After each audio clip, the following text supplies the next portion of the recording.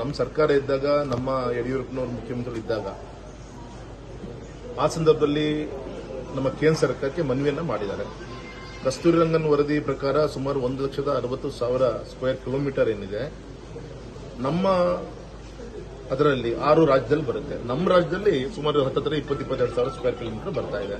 ಅದರಲ್ಲಿ already 17,000-18,000-19,000 square kilometre it's comes under minor major forest ಇದರಲ್ಲಿ ಬರ್ತಾ ಇದೆ, ಸ್ಯಾಂಚುರಿ ಅಂಡರ್ನಲ್ಲಿ ಬರ್ತಾ ಇದೆ. ಆಲ್ರೆಡಿ ESI ಈ ಒಂದು ಕಸ್ತೂರಿ ರಂಗನ್ ವರದಿಯಲ್ಲಿ ಏನಾದ್ರು ರಿಸ್ಟ್ರಿಕ್ಷನ್ಸ್ಗಳಿದೆ ಅದೆಲ್ಲದೂ ಕೂಡ ಆಲ್ರೆಡಿ ಇಂಪ್ಲಿಮೆಂಟ್ ಆಗಿದೆ. ಹಾಗಾಗಿ ಮತ್ತೊಮ್ಮೆ ಇದನ್ನ ಹೊಸ ರೀತಿಯಲ್ಲಿ ಮತ್ತೆ ಈ ರೀತಿ ಮಾಡಿ ತೊಂದರೆ ಕೊಡುವಂತ ಅವಶ್ಯಕತೆ ಇಲ್ಲ. ಮತ್ತೆ ಅದರಲ್ಲಿ ಏನು ರೂಲ್ಸ್ ಇದೆ, ನಾಳೆ SI ಇದರಲ್ಲಿ ಏನು ಬರುತ್ತೆ, ನಮ್ಮ ಕಸ್ತೂರಿ ರಂಗನ್ ವರದಿಯಲ್ಲಿ ಏನು ಬರುತ್ತೆ ಅದೇ ಕಾನೂನು ಈಗ ಆಲ್ರೆಡಿ ಇಲ್ಲಿ ಇಂಪ್ಲಿಮೆಂಟ್ ಆಗಿದೆ.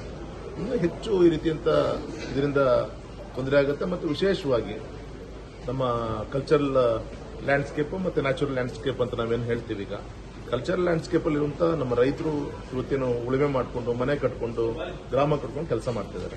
ಈಗ ನಾವು ನಮ್ಮ ಶಾಸಕರು ಮಾತಾಡಿದ್ವಿ, ನಮ್ಮ ಮೂಕಾಂಬಿಕಾ ಅಭಯಾರಣ್ಯ ಏನಿದೆ ಇದನ್ನು ಸರ್ವೆ ಮಾಡಿ ಎಲ್ಲೆಲ್ಲಿ ಈ ಕಲ್ಚರಲ್ ಜನವಸತಿ ಪ್ರದೇಶಗಳೇನಿದೆ ಅದನ್ನ ಬಿಟ್ಟು ಇನ್ನೆಷ್ಟು ಉಳಿದಂತ ಭೂಮಿ ಇದೆ ಅದನ್ನ ಪೂರ್ತಿ ಅವ್ರು ಬೇಕಾದ್ರೆ ಅದನ್ನ ಈಗ ಆಲ್ರೆಡಿ ಫಾರೆಸ್ಟ್ ಅಂತ ಇದೆ ಅದ್ರಲ್ಲಿ ಇರುತ್ತೆ ಅದ್ರಲ್ಲಿ.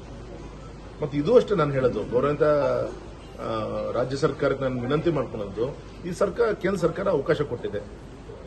7ನೇ ಒಂದು ಡ್ರಾಫ್ಟ್ ಅನ್ನು ಈಗ ಅನೌನ್ಸ್ ಮಾಡಿದೆ. ಈಗ ಲಾಸ್ಟ್ ಡೇಟು ಯಾರು ಅಬ್ಜೆಕ್ಷನ್ ಮಾಡಲಿಕ್ಕೆ ನಾಳೆ ಸೆಪ್ಟೆಂಬರ್ 25 ತನಕ ಕೂಡ ಟೈಮ್ ಇದೆ.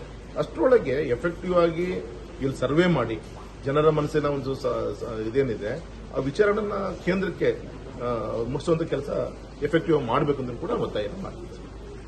Thank you.